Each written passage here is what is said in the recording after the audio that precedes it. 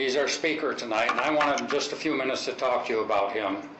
I met him real briefly at our last meeting, and then as things would happen, he ordered a flag. I went over to put it up, and as usual, we fell into a conversation about our military experiences. Well, what normally takes 5 or 10 minutes took about a half an hour that day. And he shared with me quite a few things about Second World War, Korea, Viet Nam.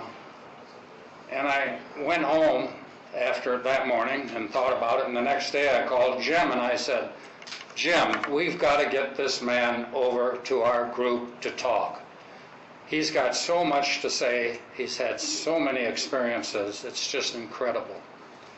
And so I called Homer back after Jim said, that sounds great. And I said, Homer, we'd like you to speak at our next meeting for about 15 or 20 minutes. And he says to me on the phone, he says, well, what do you want me to talk about? And I says, well, what you and I were talking about, your military experiences. And he thought for a few minutes, and he says, well, I guess I can do that. I can speak for 15 or 20 minutes. And then I'm going to go over and sit down and shut up. So with that, I'm going to call on Homer, and come on up. And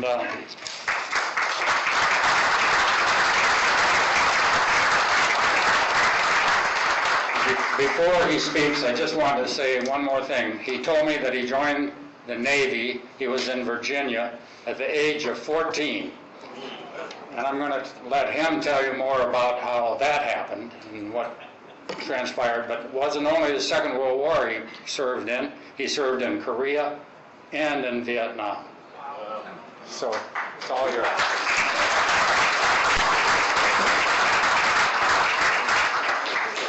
Good evening, everyone.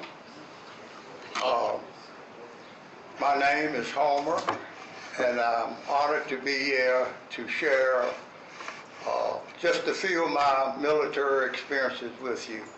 To begin with, I would just like to say I want to talk a little bit about World War II, Hawaii, the Marshall Islands, the Philippine Islands, and after that I'll talk just a few minutes about Korea, the cold weather, and we lost a lot of men to the cold weather over in Korea. And lastly, the Vietnam War, fighting an invisible enemy, 100-degree weather, just the opposite of Korea.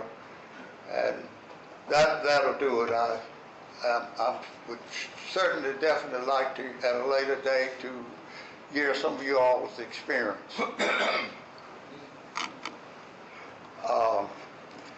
As Jack told you, I was drafted in our Navy at 14. I don't know how it happened, but we'll discuss that some other time. I went to Bainbridge, Maryland, took my basic training, got a 9-day leave, came back, went straight out to California, was stationed at Treasure Island for several months. I left there and went over to Yatchabuing Island, some people call it Goat Island. It's a small island near Oakland, California. And I had a job there working in the officers' mess. And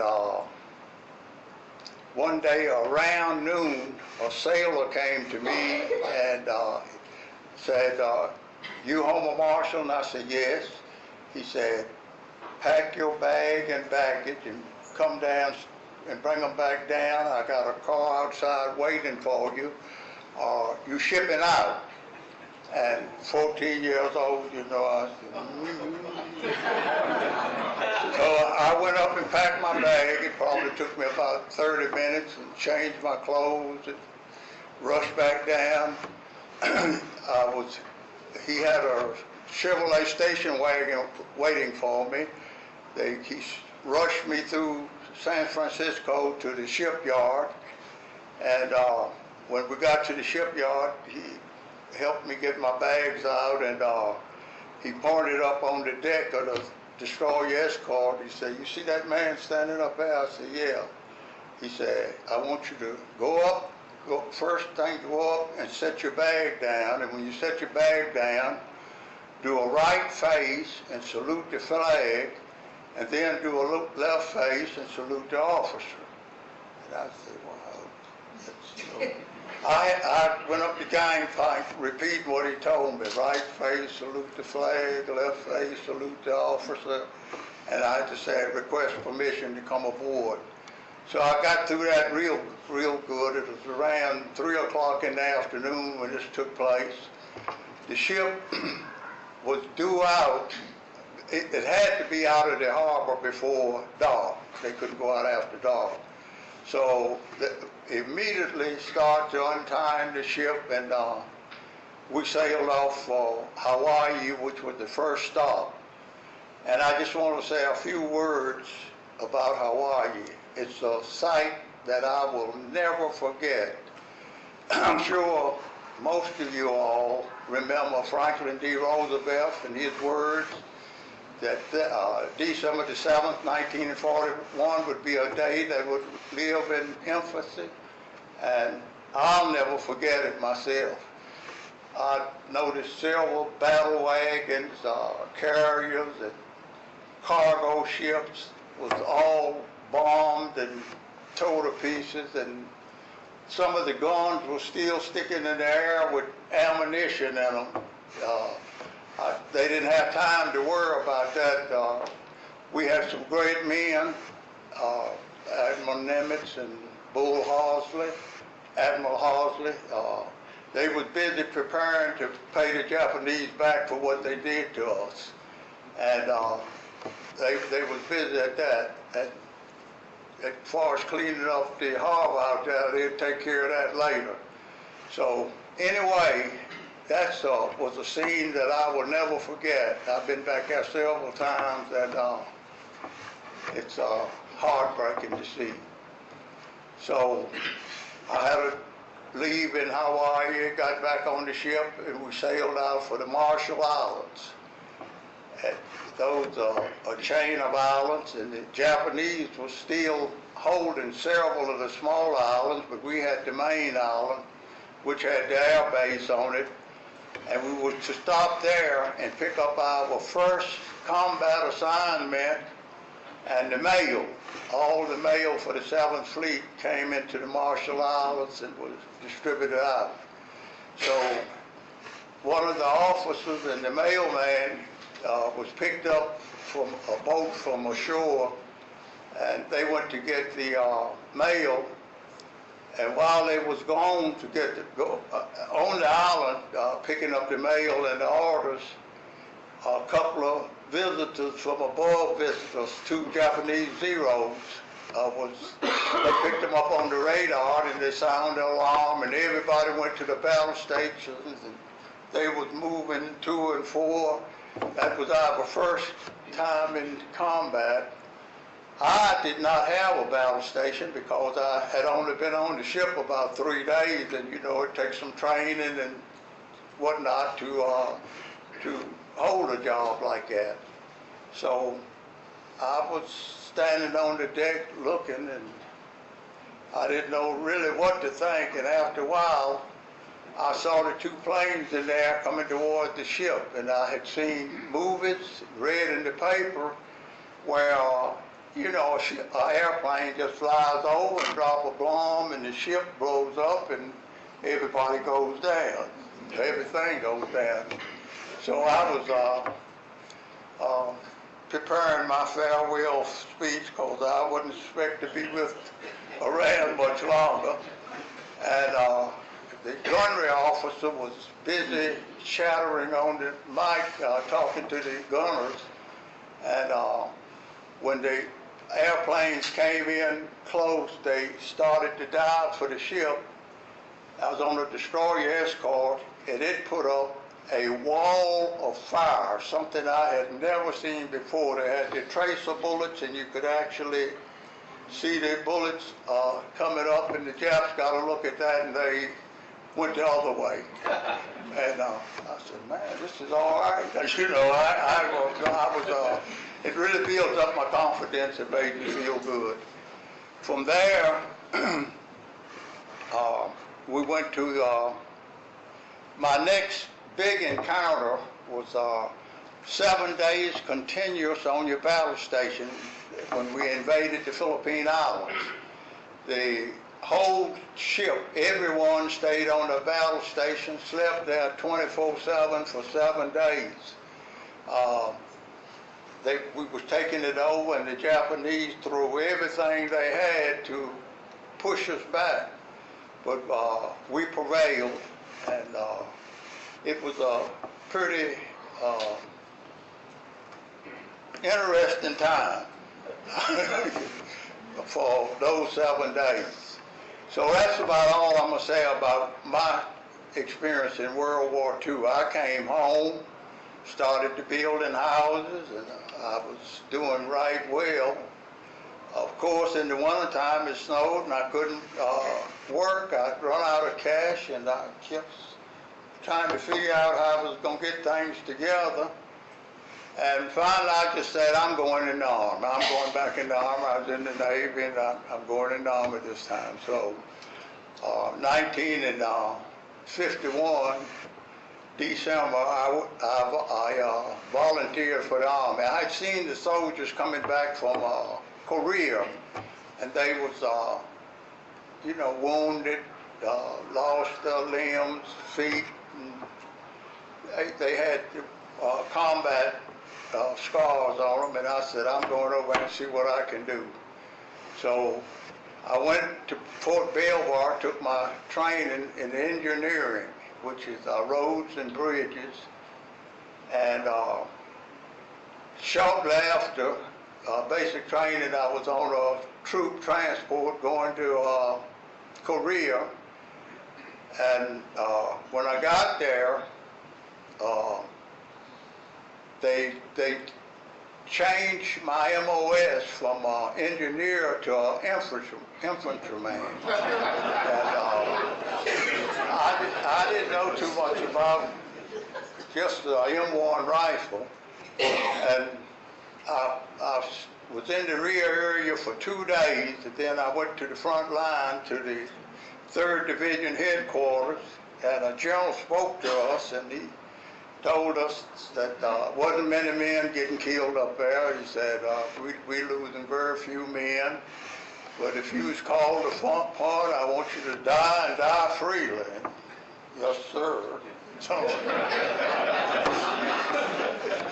but I went up, and the first night I was there, White Horse Mountain had changed hands 7 days in a row.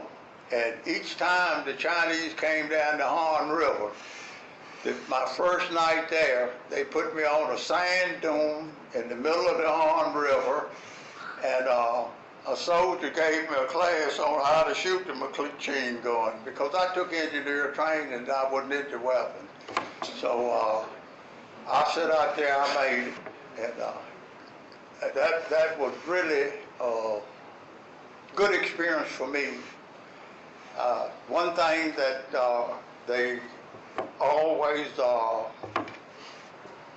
more or less bragged about, that every soldier in Korea got a hot meal 3 times a day, which was very true.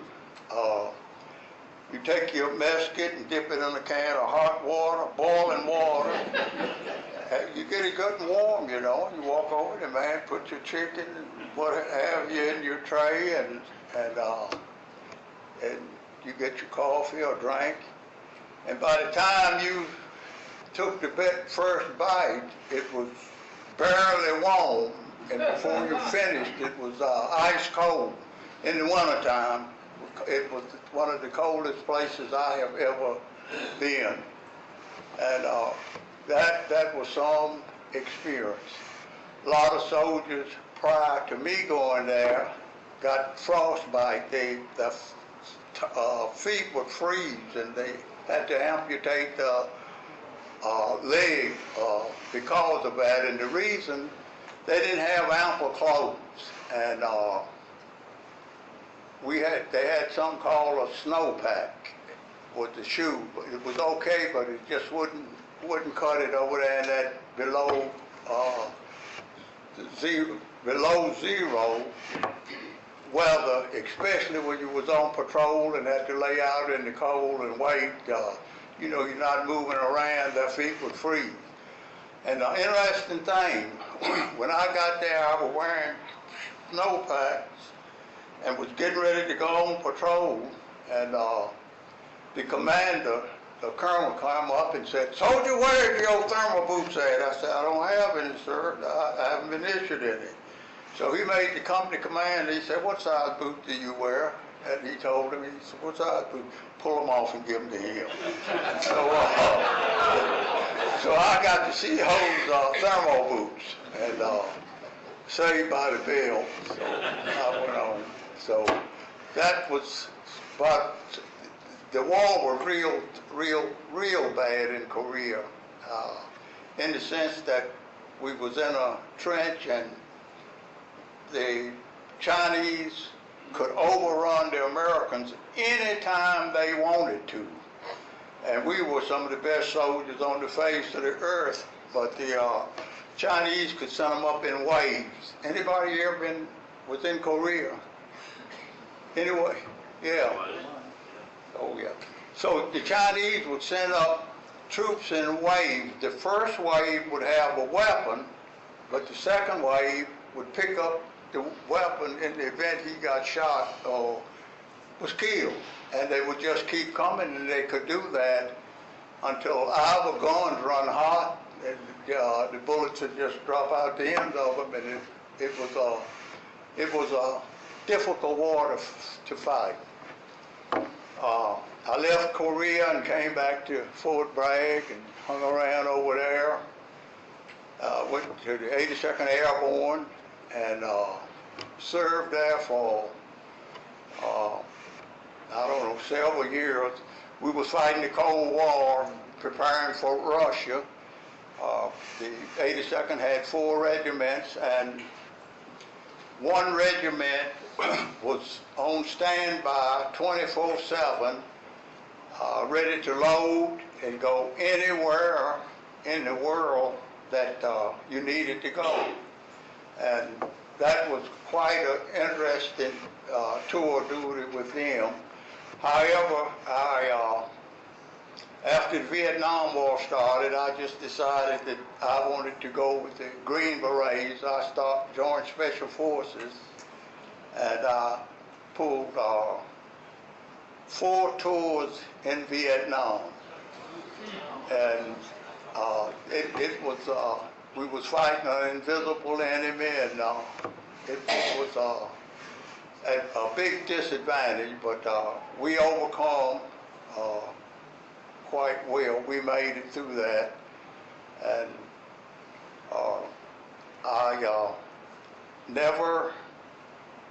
I never got a scratch out of the World War II, the Korean War, the Vietnam War, other than I were caught in an ambush in Vietnam.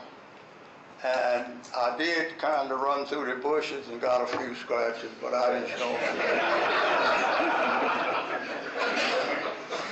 Yeah, so that was it.